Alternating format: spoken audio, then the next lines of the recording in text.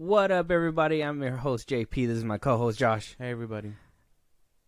And welcome back to another episode of the FilmBros podcast.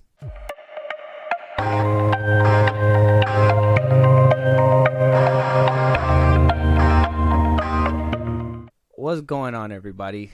We back to bring you guys some more news, some updated news from before. Wait, but before we get into the news, let's hear a word from our sponsor. Today's episode is sponsored by ZippyStream. If you are wondering how we make money to run our podcast, it's all because of this innovative platform. Here at FilmBros Podcast, we absolutely love using ZippyStream. It's the easiest way to convert listeners into an email list, but best of all, they find us sponsorship so we can keep making money doing what we love.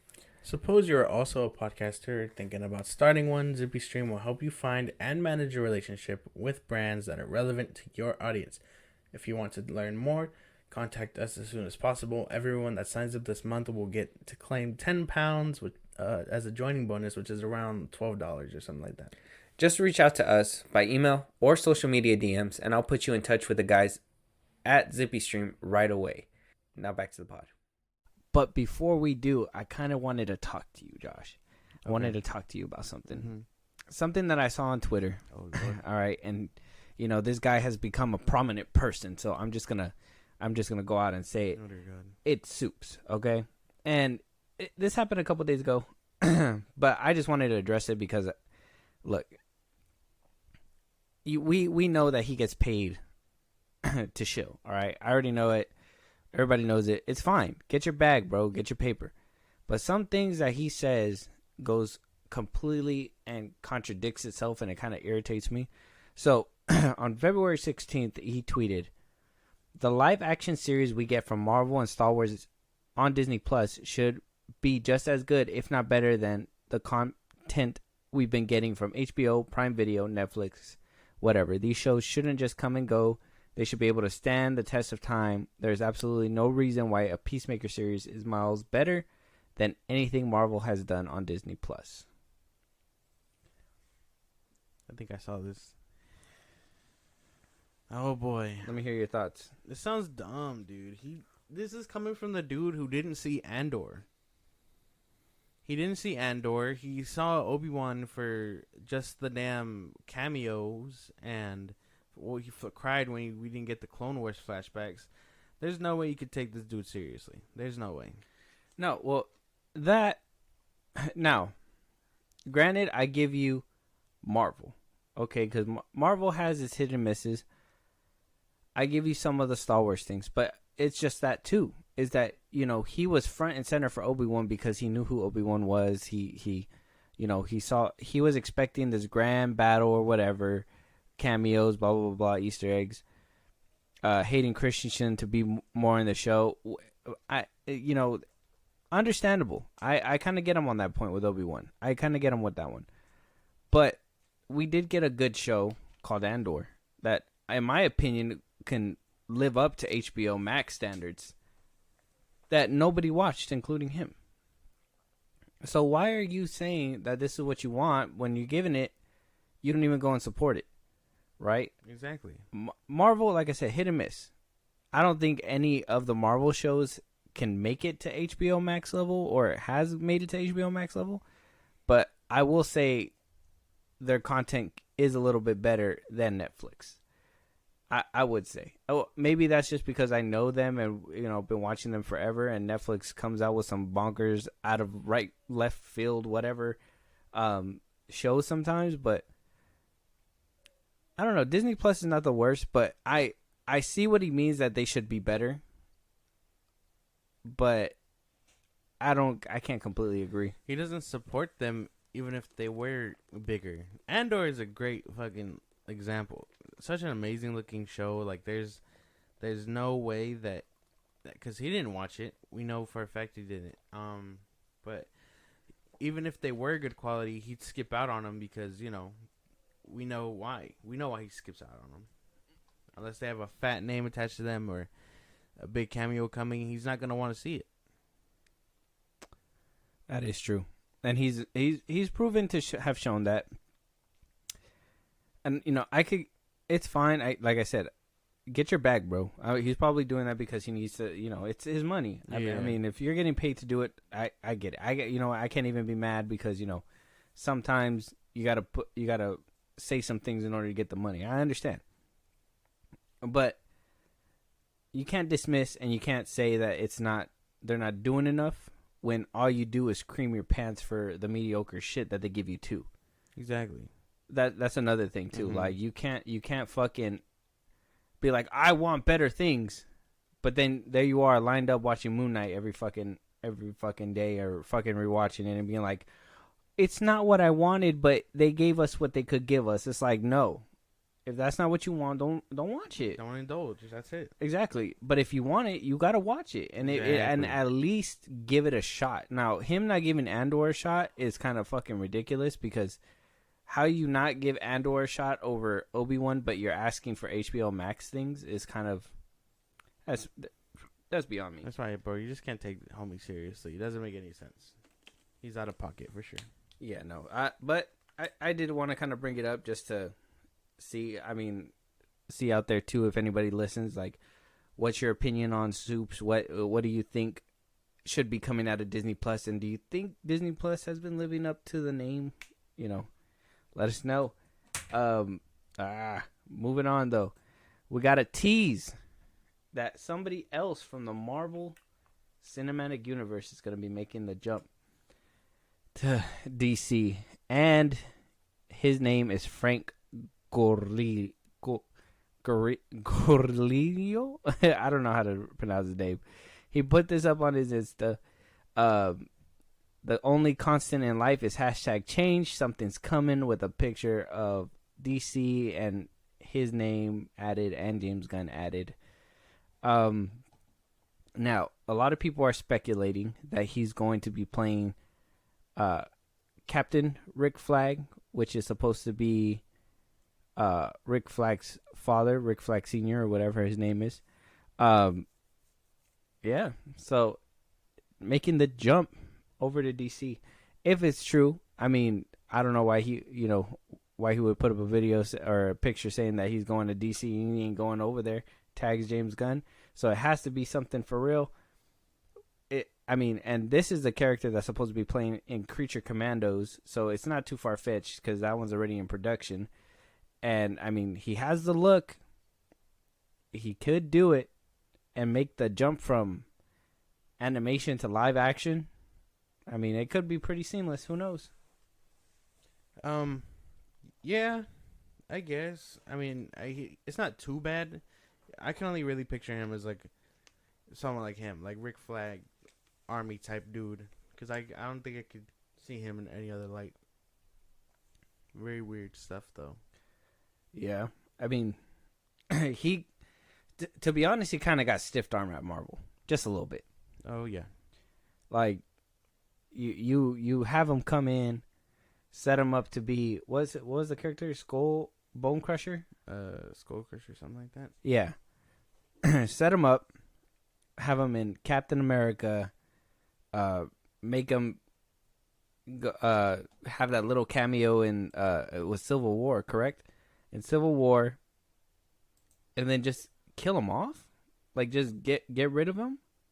And I know that he came back too and said that he almost didn't even come back for for Endgame because he felt like he was done dirty over there at Marvel with the way his character was handled. Yeah. Maybe he has a bright future at DC. Maybe that was something he asked James Gunn, like, "Hey, I'll come over here, but am I gonna die in the first few movies or am I gonna have a franchise?" And that's what everybody wants nowadays, right? Is franchises.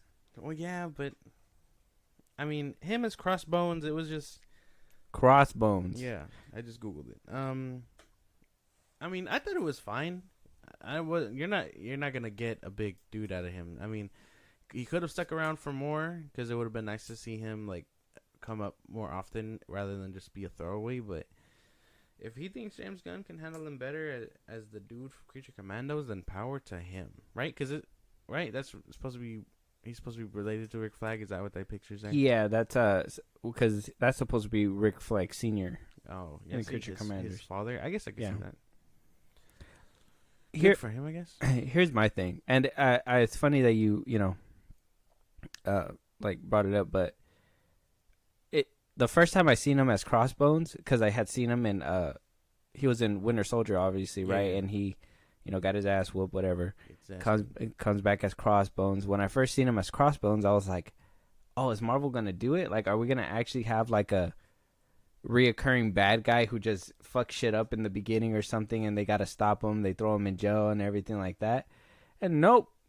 They blew his ass up. They blew his ass up the first second they could. I was like, damn, like that would have been a dope ass opening if like all that he's like, sets up a future movie and then he gets locked up, and then it may be in a future Captain America, like in Captain America 4, like he could have been out wreaking havoc and he would have been like, who the hell are you or whatever, and he's like, well, I'm Sam Wilson, who the fuck are you? You know what I mean? Something like that, some kind of banner. But I thought that they were gonna do something like that and be like, and actually break that cycle where they just kill their villains in every fucking movie. But they didn't even do that, and I thought he would have made a perfect little side character to do that. I know it would have been fine, especially with the connections that he has, and like assuming he runs his own organization by the time he's Crossbones, like it would have been fun. But no, Marvel just likes to kill off the bad guys. Eventually, they're gonna run out of them. But it is what it is. Well, they'll probably do some kind of Flashpoint movie and reverse everything, and start from the beginning. I mean, there's a lot of rumors saying that they're heavily thinking about bringing back some of the older characters that hung it up in Endgame. So I mean, we'll see what happens there. But excited for this. At least we got some kind of DC news. He came with his little slate, and then I thought he just dipped. I thought like if he was gonna put out little tidbits, like we already have some of the cast for Creature Commandos or something, and put them out just a little bit or do something like that. But he didn't even do anything like that. He kind of went radio silent. So not even radio silent. He's still on Twitter talking shit to Zack Snyder's fans. Oh, that sounds personal. That sounds personal over there. It's what he's doing. I'm just saying. He won't give any updates, but he'll bitch and cry to the fans and be like, well, this is dumb. You're dumb. He'll call this dumb. And whatever the fuck else. He said call us. He put himself in there. I'm a Zack Snyder fan. Yeah. But yeah. In short, it's good for him. If James Gunn decides to make him the senior, then dope. Even better. Just don't kill him off. That's it. That's all I'm saying. Don't give him a good ending after a couple runs. Yeah, give him a good role. Like, actually keep him in there because, like I said, got stiff arm at Marvel. Maybe a redemption here at DC. But moving on, also DC related, we also are getting word that Robert Pattinson will be making an appearance. It's a rumor, but could potentially be making an appearance in the Penguin series before the Batman 2. Now, a lot of people were kind of speculating and saying like, "Oh no, they shouldn't because it's gonna take away from the Penguin and everything like that." But that goes to my point where it's like we have Venom movies but no Spider-Man. You know what I mean? Like, we're not asking for Robert Pattinson to be in there, but the Penguin doing all this stuff and then the absence of a superhero within a villain show is kind of like, so you're telling me he snuck around this whole time, set all this stuff up, and the Batman didn't even smell not one thing until he was ready? You know what I mean? Like, it would be cool if Robert Pattinson can, like, maybe foil it towards the end of the series or whatever, or, something like that. Like, because, how is crime going to go unnoticed for the world's greatest detective? You know what I'm saying? So it's the same thing that happened with Peacemaker. Where were all the other heroes at? And then they show up and they stiff arm them. But that's a whole other topic. I mean, this is no big deal. Or at least I didn't think it was a big deal. When people were talking about this on Twitter, I was kind of like, well, duh. It would make sense. You have the Penguin, the Batman's villain. You would expect the Batman to show up. Is that just me? Is that just me using common sense? I mean, you can't have one without the other. I know some places, like you said, like to think they can have one without the other. But, like, it doesn't happen. It just makes sense for Batman to show up or Bruce Wayne to show up, assuming it takes place during Arkham or whatever. Fumbling on my words over here. But, yeah, it just makes sense that Batman would show up. If he doesn't, then okay. They have to explain that, though. Mm-hmm. Like, where is he? And then and then move on from there. But I'm sure he'll show up somewhere. That'd be cool if like. I'm just probably gonna hurt myself by doing this, but it'd be cool if like, look, and I wasn't even a big fan of the Batman, but it would be cool if like in the beginning, because he got captured towards the end of the first Batman. It'd be cool if like he was the one bringing him into the into prison, and they show him escaping and stuff like that, and then by the end of the series he comes back to take him back like that. That would actually keep me interested. Yeah.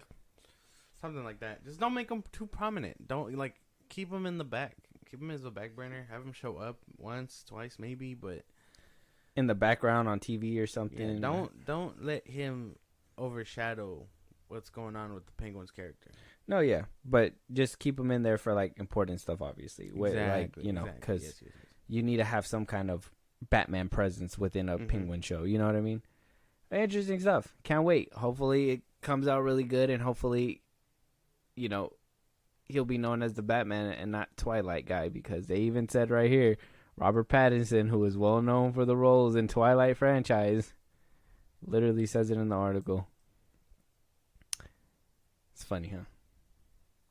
Doesn't make any sense, dude. What? He's just Twilight guy. Stop making him the Twilight guy. Like I was fine with it at first, but now I mean he's trying to get out of that, and they just keep bringing it up. So he's an actual vampire that turned into a bat. Oh my God, no. Watch out. I'm here. Anyways, moving on. We also got Evangeline Lilly still talking and, trying to make herself relevant. It's fine. That she rejected Hugh Jackman's offer to play in the X-Men role and rejected Joss Whedon's offer for a Wonder Woman position. That's actually kind of funny. I did see this too. So she basically says in the article that the X-Men offer came during the making of 2011's Real Steel, which, Jackman basically, Lily came off wrapping up Lost, and he had asked if, for whatever. She said, hey, so the X-Men guys are asking me if I would approach you because they know that you won't talk to anybody. They knew I was working with you and were interested to know if it would ever interest you to do an X-Men thing. Lily said, I was like, no, it doesn't interest me. I'm not interested. She also said, I was like, I feel like such a dick because I'm talking to an X-Men, the X-Men, and telling him no. That doesn't appeal. Like, what? I felt so rude. Well, it's because you are. You should have taken the position because you did, to be honest, I didn't even know she was in Lost. And, probably would have made a big name, at least into where we're at right now, right? I mean, who could she have possibly have played for X-Men 2?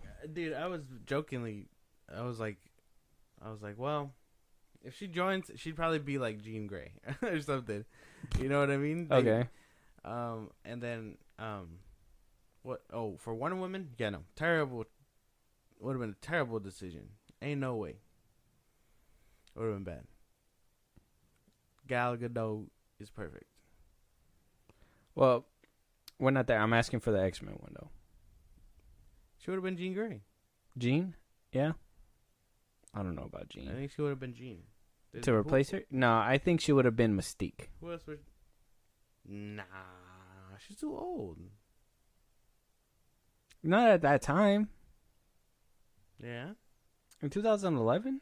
She'd still be old. No. Jennifer Lawrence at that time was way younger. And she was a better actress because she was coming straight out of That's true. Hunger Games. That's true. You're right. But then she started bitching about the thing. But then she also talked about rejecting Whedon's offer for Wonder Woman. She said, I think my impression coming away from it was I had no desire, and he could tell. It didn't appeal, and there was nothing about the meeting that like jazzed me or made me think like, oh, I've gotten to do this. Nothing clicked. Nothing felt good. I am way too authentic for my own good. I mean, it's not good. If I'm not impressed, you'll know, and maybe you shouldn't know sometimes. She said there was some slight offense taken by Whedon. I was okay with it. With that, I was okay with burning bridges. I was okay with not having everyone in Hollywood wanting to type of wanting to work with me. I just always had to do what felt right for me. And honestly, I wasn't into superhero movies, and that's the main reason why in both of these circumstances, I just kind of felt like I don't know what I get out of this. And this is all from cinematic universe, I guess, that Whedon pitched to Warner Brothers before they got Zack Snyder and did that. So good thing that didn't happen. But I think Lily's capping, bro. I think she's capping. You're not going to tell me you pass up an X-Men character. You're not going to tell me you pass up a Wonder Woman character. And you're not going to tell me that you pass up two probably pivotal characters that you were possibly going to play. And you land and say, you know what? I'm going to dip my foot in the superhero genre with the Wasp. Because I can relate to the Wasp, a secondary character. Like, no. It's Cap, bro. It's Cap. She just wants the limelight to herself. She wants to be as big as Paul Rudd, but you ain't, and I see right through you. What's the beef, bro? I'm being dead. You know what? The thing is that I don't like the cut of her jib. Okay, that's fair. Her jib do be cut funny, but she would have been a bad Wonder Woman. I'm thinking about that. She doesn't even deserve her own movie. I'm just, it wouldn't have been good. There's nothing good about any of this where I could think and be like, no, yeah, she could have done something else, but no, she just, yeah, ridiculous. Too authentic to play Wonder Woman. Too authentic to play a character for the X-Men. But what does that mean? But not authentic enough to refuse the Wasp. Yeah. What does that mean? Authentic. None of this is real. So I don't know what she's talking about. I don't know. Maybe because she's not. Because isn't Wonder Woman supposed to be, what kind of like race is she supposed to be? Greek? Maybe because she's not Greek. I don't even know if that has anything to do with. Either which way, Josh Whedon's thing didn't even go through. Good thing it didn't go through. That man. In a different universe, it probably did go through, and it just was terrible. But fuck him. Anyways, moving on to away from her, and I just want to reiterate, no hate towards her. Good job for landing the Wasp. It just sounds like Cap to me. Yeah. Agree? Yes. Agree. Moving on, we got a new poster for Air. It showcases Chris Tucker. We got Ben Stiller in there. We got Matt Damon, Jason Bateman, and Viola Davis. Now, I was hoping to see a picture of Marlon Wayans, but I mean, maybe these are the only more prominent ones for the movie.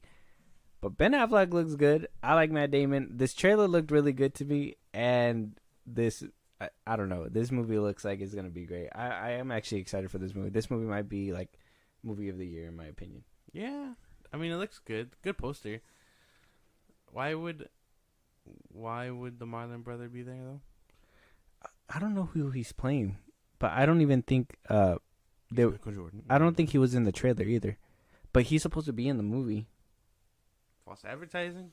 We can sue them? No. I don't know, because he came out saying that he was playing a role in this one. I just don't know how big the role is. Maybe he's just playing like a basketball player. Oh yeah, maybe. The comic relief or something. But to be honest, Chris Tucker looks like he was gonna be the comic relief. I don't know. This movie's full of mystery, but it looks, from the trailer, it looked good. This poster makes me even more excited seeing them and like the way they look. I don't know what it is, man. Ben Affleck looks good. Ben Affleck looks good, bro. Yeah, I'm just like he's aging like fine wine. Yeah, dude. Like, and that's just because of Jennifer Lopez. Exactly. That's what I'm saying, bro. It has to be. He looks healthy, happy and healthy. Very good. Can't say it's bad. But before we get to the bad news, a little detour before we get to the bad news. Coming back to Ant-Man and the Wasp: Quantumanium, only making $17.5 million in the previews. They're saying by the end of this 3-day weekend that it's looking to make about $100 million, 95 to 100 million domestically. That comes. That's kind of not on par with the other two movies that came out, because Doctor Strange, with their opening weekend, I think they made 144 million, and I think Thor: Love and Thunder made around that much too. I think it was Doctor Strange made 185 million. Thor: Love and Thunder made 144 million. So a steady decrease in opening day markets. But is this because it's just Ant-Man? Or is it because of the bad reviews that are deterring people from watching it? What could it possibly be? It could be all the mixed reviews. Rotten Tomatoes isn't doing too hot in giving this movie its flowers. And I hear on Twitter that it's kind of it's getting mixed reviews there too. I'm hearing that everybody's having a good time. I'm hearing that Kang's one of the upper highlights. I'm hearing CGI is another issue within this movie. So I'm not 100% sure what the issue is. It's just, it has to be word of mouth. Because to be honest, I'm even skeptical of going to watch this movie. And that says a lot, because I actually like the Ant-Man franchise. I like the first one. Second one wasn't up to par, but I did like it too. It wasn't the worst, but it wasn't the best. So hearing that this one, maybe it's just for Kang that people are going. Maybe maybe that's all it has to offer. But I had high hopes for this movie. I know, and it sucks because me too. And like the things I'm hearing, like what because I don't pay attention to spoilers. I look at what people say on Twitter. Yeah. And unanimously, it seems like people are having a problem with MODOK, Wasp, and the daughter, Cassie. That I guess those three are more prominent in the film, but they just don't hold up or something like that. Yeah, I'm hearing Cassie's acting was not good. Yeah, see, so I don't know. Maybe, which is crazy because they completely recasted her, switched her out to try to get somebody with better acting chops. I'm guessing. I'm not sure what happened there, but it's not working out. Yeah, no, it's not. And the mixed reviews is crazy. And you said it's only gonna get 100 mil by the end of the weekend. Yeah, 95 to 100. Yeah, God, man. Where Multiverse of Madness made 175. What? Okay, well, I actually like 185, and Thor: Love and Thunder made 144. Man, that movie was so bad though. Yeah, and that's what I'm saying. Like, is this like now? Ant-Man and the Wasp had a 76 million opening weekend. About 11.5 in previews. The original Ant-Man made about 57 million. So I mean, it gradually still came up. And maybe that's because of the whole continuity part, but it not going past Thor: Love and Thunder, or at least making 130 mil in the beginning box office. It has to do with word of mouth and reviews. It has to be, because there's no way that even Thor: Love and Thunder, like, that one was bad too, but a lot of people said it was fun, I guess. So that's why people went to go watch it, because it was fun. Or maybe because it was Thor and it was his fourth movie. Who knows? I'm just disappointed, if I'm being for real. I wasn't looking too forward to this movie, but it was one of the bigger releases in the beginning of the year, so I was expecting it to just bang and show out. But like with a year full of other movies and cinema coming back, maybe the MCU isn't too bright anymore. Not like it used to be. And so that's why. I just think it's because of the steady decline on their part. It has to be because of the steady decline on their part. That's just, I think people are just getting turned off by Marvel movies, bro. And that's their own fault. Because they're not putting out good movies. They have not been putting out good movies. Hopefully when we see this movie, well, when we do our review on it anyway. I just at this point, I think I just want to see Scott develop properly, and then I want to see Kang. I want to see Kang be a menace. I want to see Kang too. I think that's one of the reasons why I want to watch it is for Kang, obviously. We'll see. We'll get around to watching it, guys. It's not sounding too appealing. It's not sounding 110% appealing. Moving on. So we did talk about in the last episode that, you know, the Marvels is getting moved, but another movie that we heard is getting moved from July to November is The Haunted Mansion. Now, November is going to be kind of stacked. Once again, like I said, the cinema is booming again. So we're getting a lot of bangers for the holiday seasons again and for summer, and it's going to be good. But I'm kind of upset that this one's getting pushed back because, it was supposed to come out July 28th. It moved up from August 11th, but now it's getting pushed all the way back to November.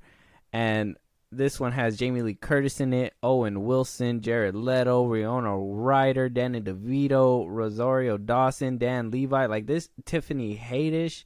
This movie is stacked, okay? And coming from me, because I watched, obviously, I'm sure you watched the first Haunted Mansion with Eddie Murphy as well. Way back when, and that was a great time. So hearing that, this movie's getting pushed back to, I mean, maybe it's better for maybe like that spooky season, like Halloween and stuff like that, because it is coming out November 10th, kind of right after Halloween.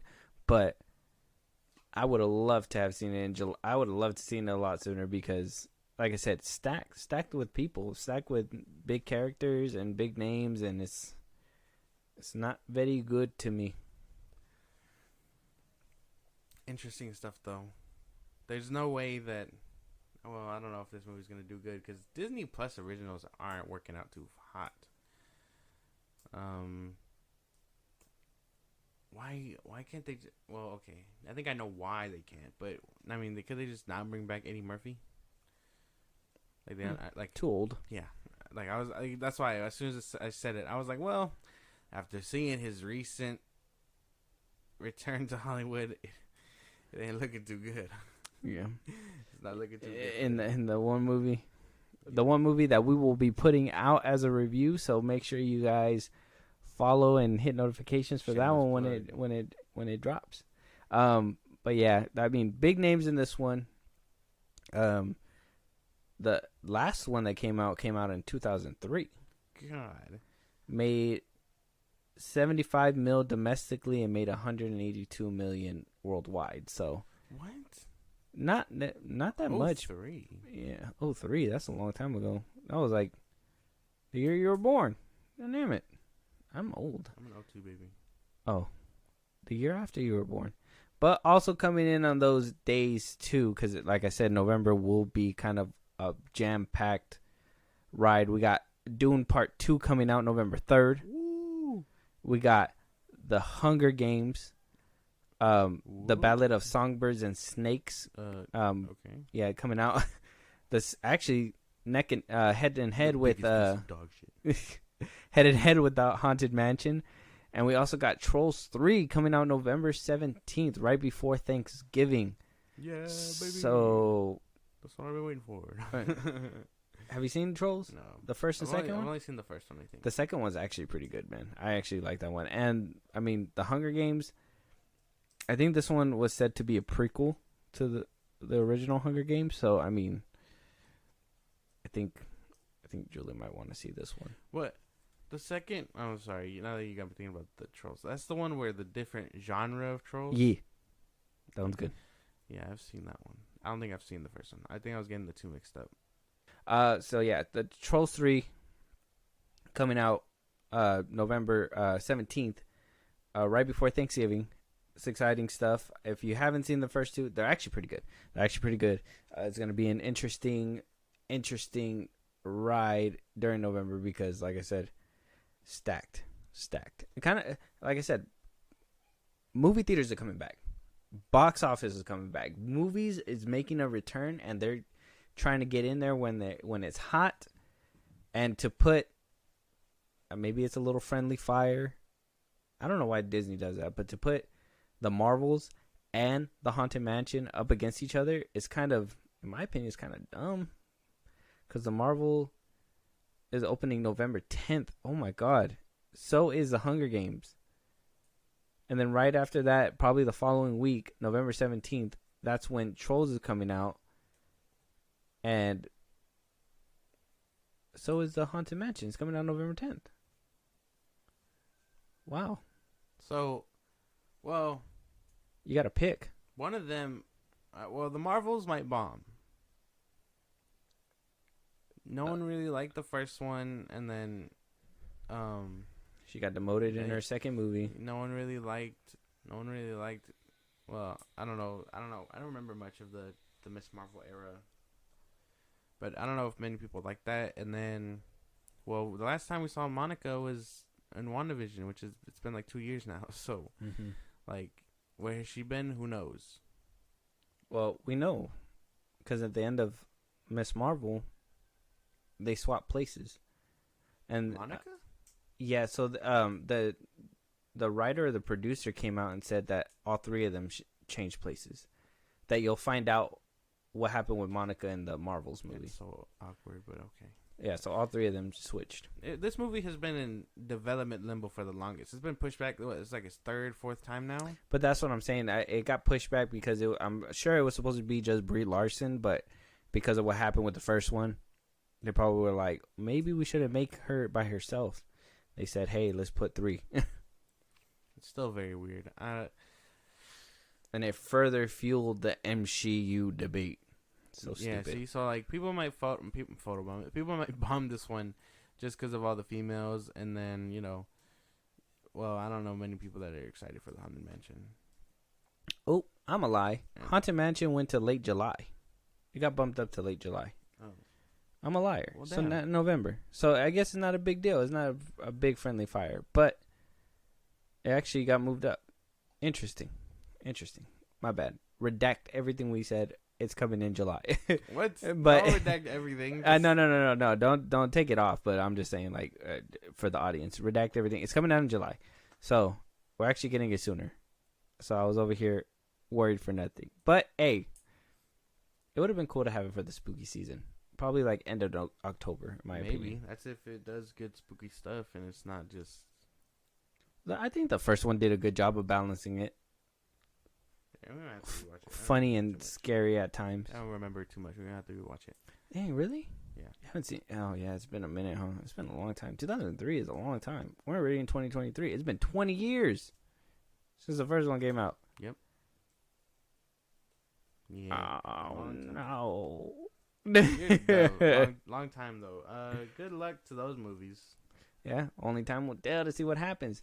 But moving on to another Disney movie that's being turned into a live action, Lilo and Stitch, and we got Zach Galifianakis attached to it playing Pleakley. Huh? Yeah, we're getting a live Lilo and Stitch. We got the Hangover Zach Galifianakis coming in to play Pleakley for the live action Lilo and Stitch movie. Now, a little context for everybody out there. This boy loves Stitch. This was his jam back in the day. He used as a baby. He used to make the noises and everything. It was crazy. But are you sitting okay with this casting? Pleakley being played by Zach Galifianakis. No, not really. He's not. Yeah, no, he's not what I expected.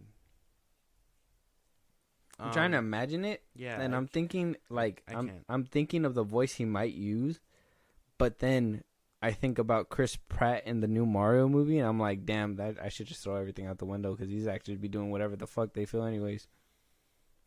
I mean, maybe he's not okay, well, I didn't say he's that predominant, So maybe he can get overshadowed by who else they cast, because I think for him to work, they're gonna have to cast someone dope for what is it scientist's name? Dr. Jukiba. Yeah, there you go. The one that creates Stitch. Mm-hmm. Like their dynamic is gonna have to really be really good for it to work. Yeah. I wonder if like Stitch is gonna be all CGI, wonder if like Pleakley is. I wonder if John Kiba is gonna be the same way. I imagine they would be.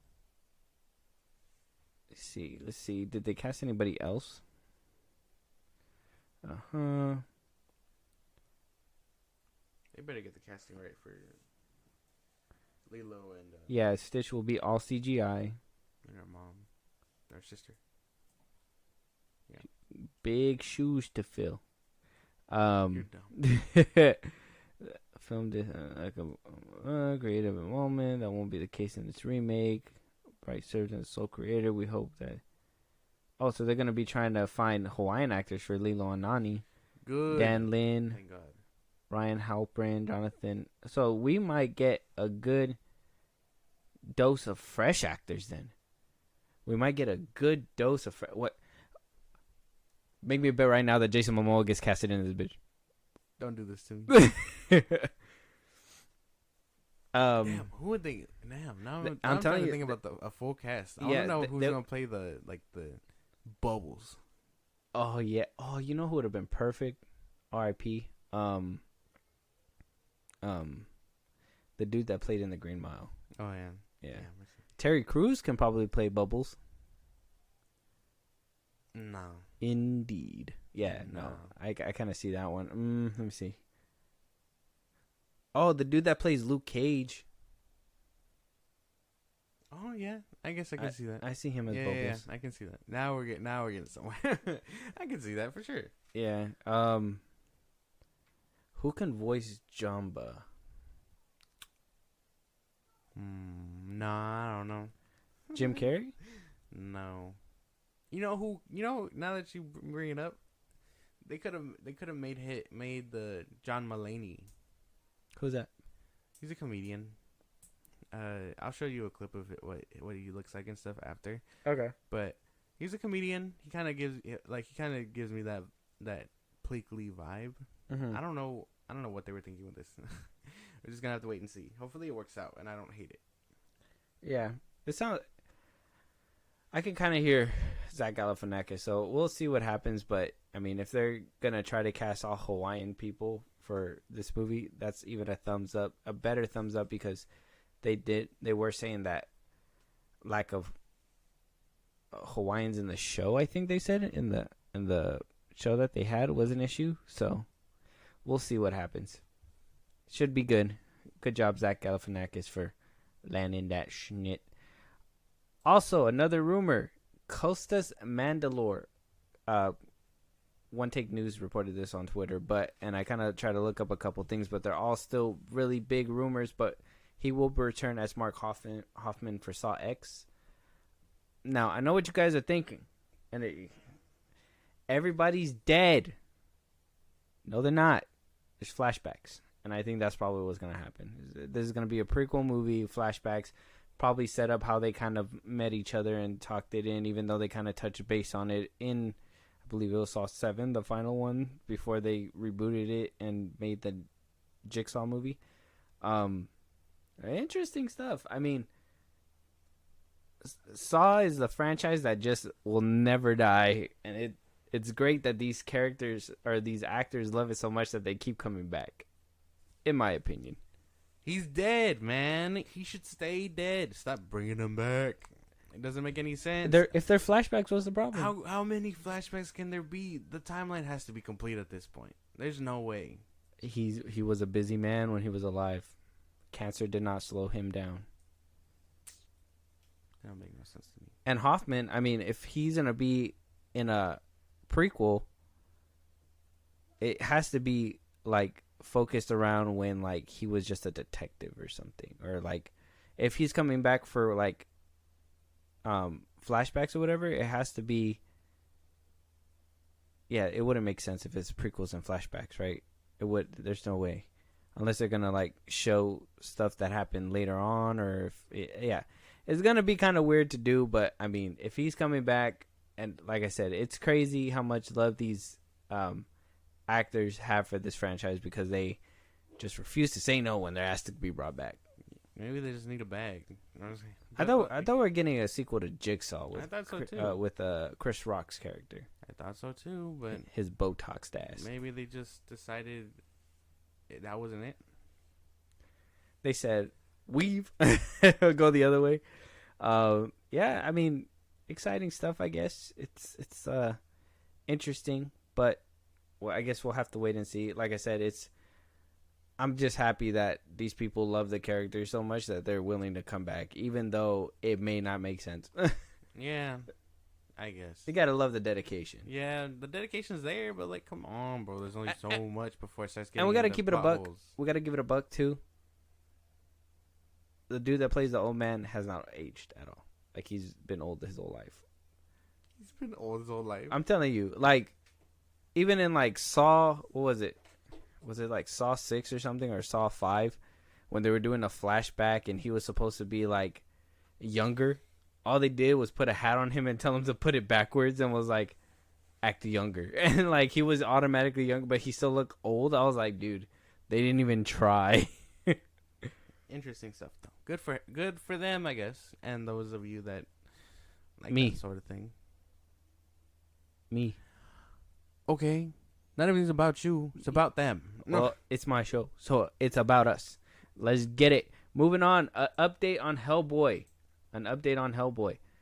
So we got word that the people that are writing this movie, though we may have maybe a dud director, who knows? He might produce a hit. He might produce a miss. We're at least getting the original writers of the issues that they created for. Well, they didn't create it for the movie, but they created, and now they're gonna base it on the comics. The comics that we talked about the last pod. Mm-hmm. Yeah. So the original writers are gonna come back. The ones that created the comic book. Now, Good. Now that's what I was gonna ask. Now, is it a good thing or a bad thing? Because I mean, isn't writing comic books different than writing a script for a movie?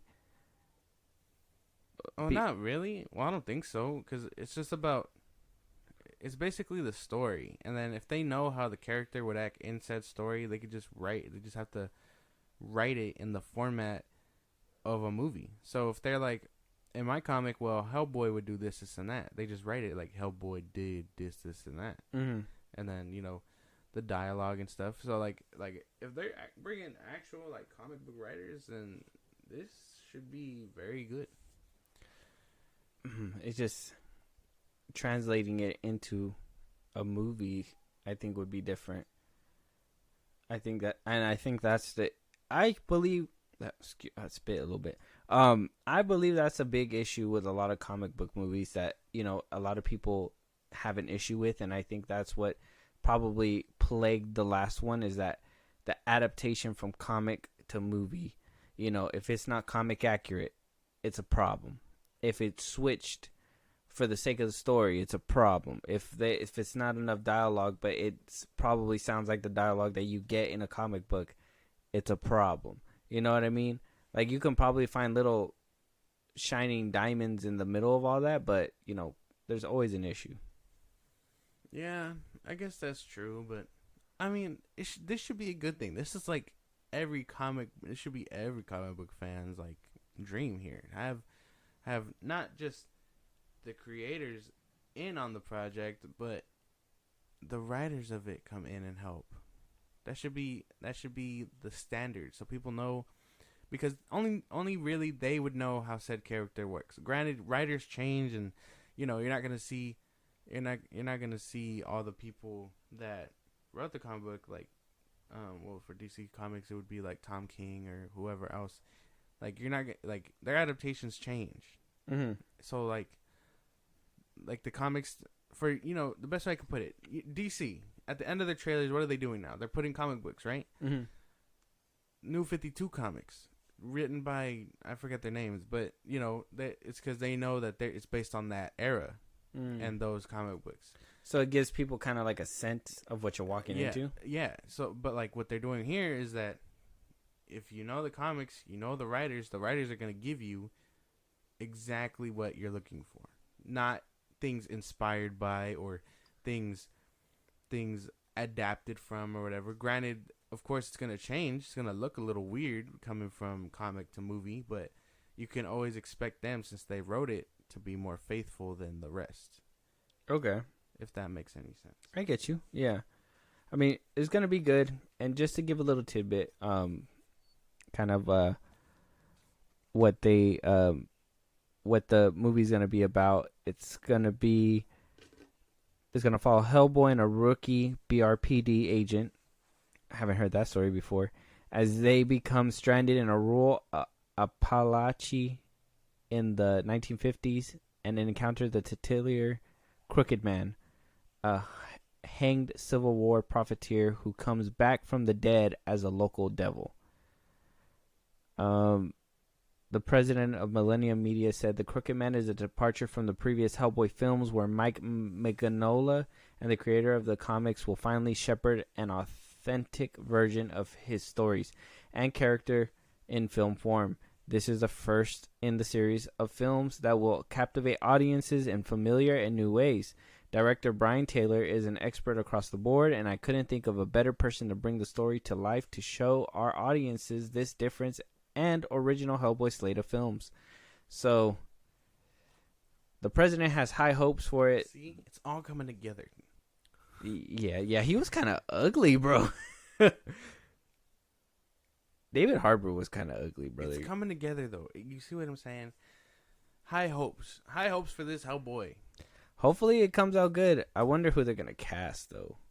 Who can we fan cast for this one? Oh man, I don't even know. You wouldn't know for this one? No. I think this is more of a wait and see. Henry Cavill? No. It has to be someone that we know can be lean, kind of fit also, and then can deliver those very, very charismatic lines. Hear me out. Ripped Jonah Hill. No. I don't trust this man anymore. Not after what we've seen. Maybe before he... I know it sounds fucked up. Maybe before he got better, like he would have been fine, but, you know. Let me see. Who else can play a Hellboy?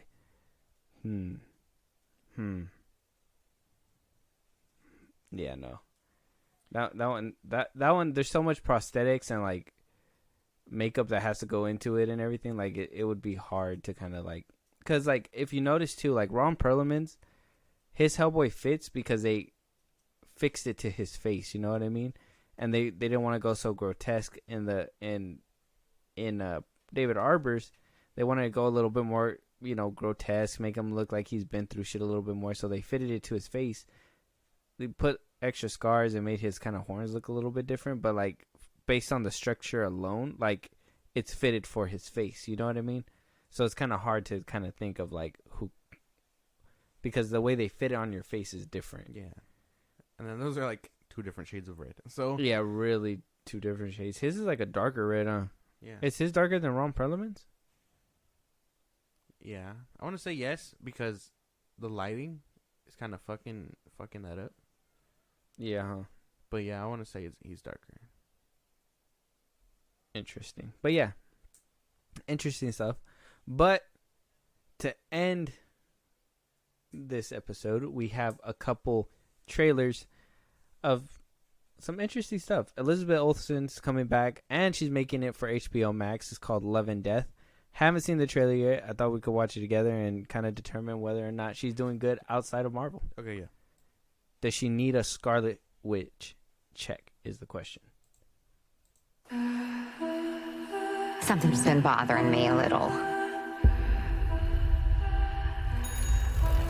I have done. Okay, hold on. I'm going to be the first one to say that she's using her American white girl voice. And I wasn't a big fan of it in WandaVision. So I'm just going to put that out there right now. What? Bro, just hit play. All the things a wife is supposed to do. The house, the meals. Where is the payback?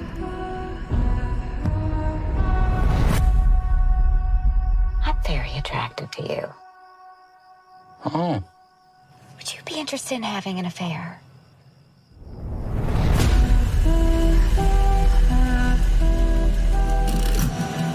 It two just looked at each other like you got a secret.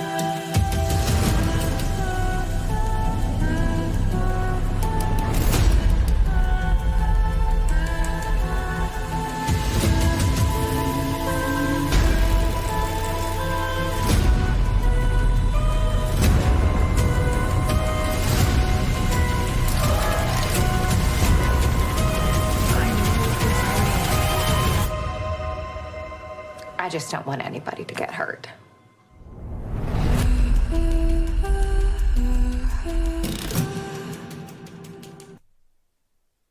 I know this one. Did you ever watch that that show on Hulu that I told you to watch? You probably didn't. No. But it's You called... didn't even... What? Which show? Hold on. Oh, boy. I'm going to put you guys on before this one. I think it's going to be maybe a little bit better done because Elizabeth Olsen looks like she's going to kill it, but let me see. Oh, okay. It's called Candy. It's called Candy, and in this one, Jessica Biel plays in her. She looks like that. Oh, okay. So basically, what it's about is that I don't want to give it away all the way. It's a murder. They made documentaries about this one, but it's about a girl who has an affair with her best friend's husband behind her best friend's back. She caught feelings. He wanted to stop.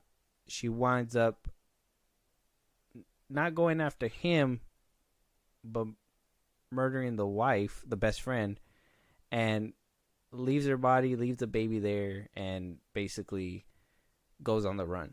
And so it looks interesting because they're gonna dive deep in the relationship between the husband and the best friend's husband and Candy herself.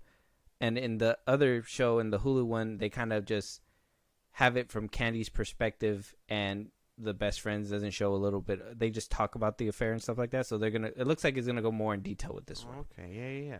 But Sounds I cool. highly encourage you to watch the show Candy on Hulu. Anybody out there too? Not if I'm gonna know what goes on. Well, I mean, every interpretation is different. You know what I mean? So like, it's an interesting watch. If you guys like documentary series and stuff like that, it's interesting. It's good.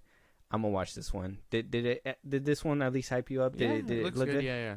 I don't know. I really like Elizabeth Olsen, so yeah, I vibe with that. Yeah, but it's just her voice. I would say that right now. Like, yeah, she can't really pull off the country. Maybe, hopefully, it fades out eventually. But yeah, looks really good.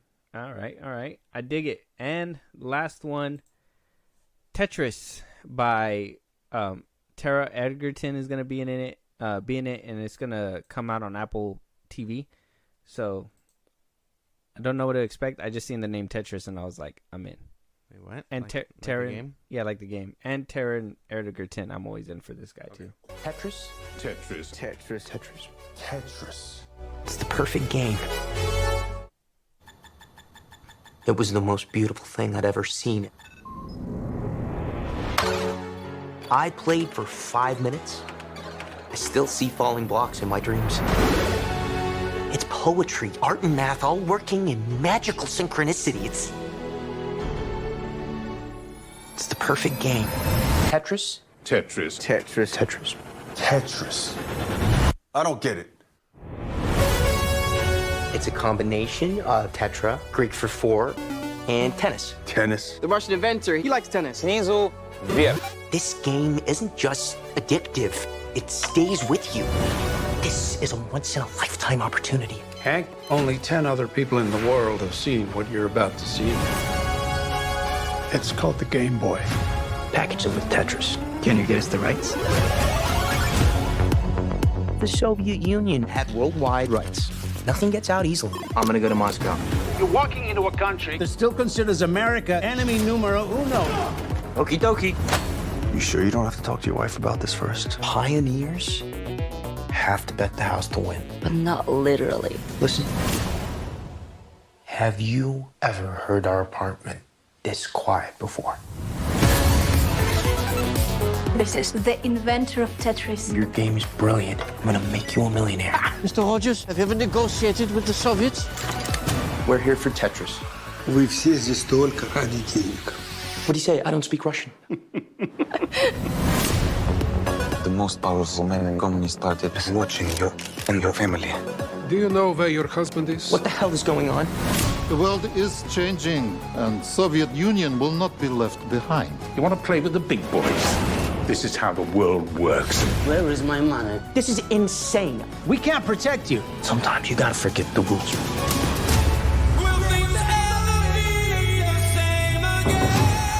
Go, go, go, go! This is criminal. The Soviet Union is about to implode. They're lying. Everybody's lying. Go home! The cavalry is coming. We don't have time. I have a plan. Oh, come on. You guys are the kings of cliffhangers.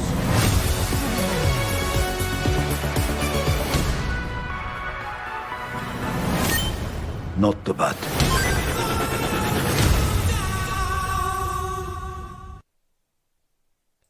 Very dramatic for a Tetris movie.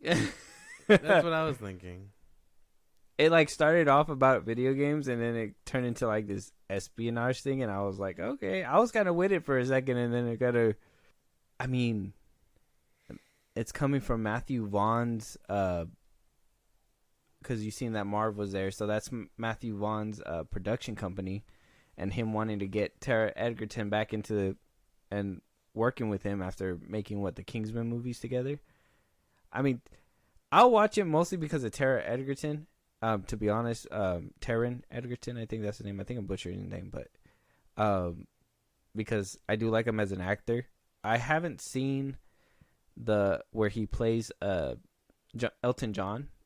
I haven't seen it all the way through, but I did see like a little clip from it, and I'm like, damn, this dude can fucking act, bro. Like, he has the chops. So seeing him in the trailer, even though it kind of, I didn't say like it completely lost me, but it kind of went off the rails towards the end there. Like, I was still like, holy shit, like this dude's actually not doing a half bad job for a trailer. You know what I mean? Yeah, I thought so too. I was like, wait, what? Wasn't this about Tetris? Why is Bing Bang Boom? You know what I mean? Yeah. So, like, it looks good. It looks like they're trying to divert because, well, you can't, or maybe you can't make a full movie about Tetris. Maybe it wasn't this complicated. Who knows?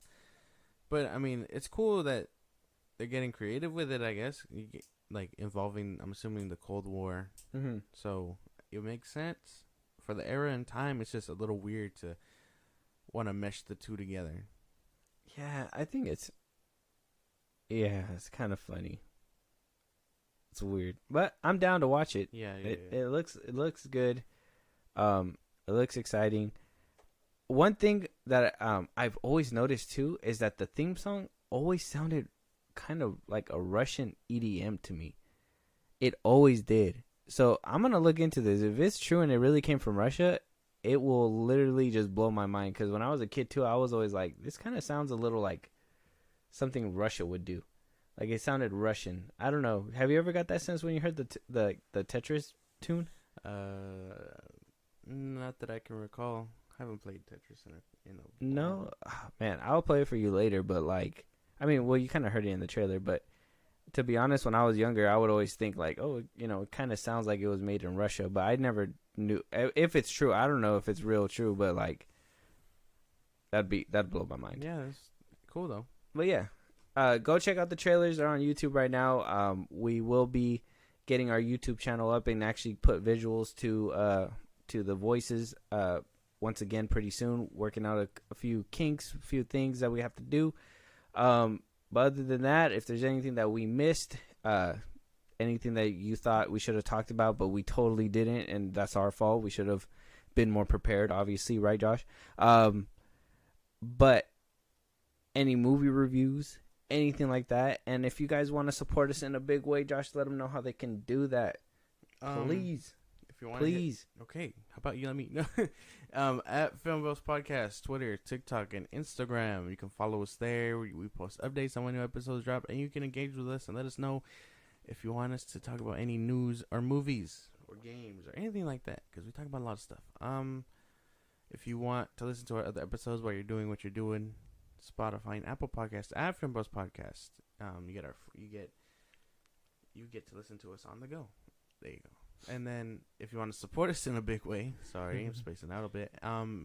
Zippy Stream at FilmBros Podcast. All it takes is a name and email. You get our full catalog, episodes 0 all the way up to like we're at the 60s now. You get updates on when we drop, and then you can also contact us privately for any movies or news that you want us to talk about. And if you like you said before, subscribe to our YouTube because why not? We're gonna be posting there soon at FilmBros Podcast. Yeah. Don't forget to like, subscribe, hit the notifications because we will be putting out more things. With that being said, we're gonna wrap this up and we will talk to you guys on the next one. See you guys later. Talk to you guys later.